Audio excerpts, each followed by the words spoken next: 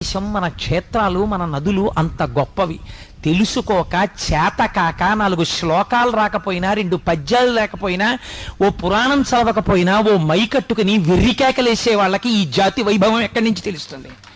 చదివితే తెలుస్తుంది. నీకు రామాయణంలో ఒక శ్లోకం చదవడం వచ్చా? నీకు రామాయణంలో ఒక శ్లోకానికి అర్థం చెప్పడం వచ్చా?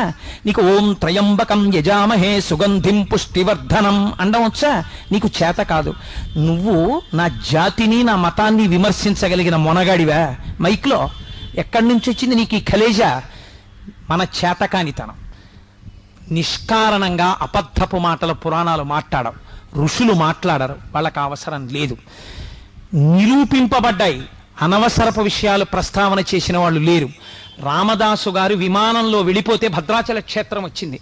రమణ మహర్షి ఆత్మజ్యోతి కొన్ని వేల మంది చూస్తుండగా అరుణాచల శిఖరాల్లో కలిసిపోతే అరుణాచల వైభవం కనపడింది.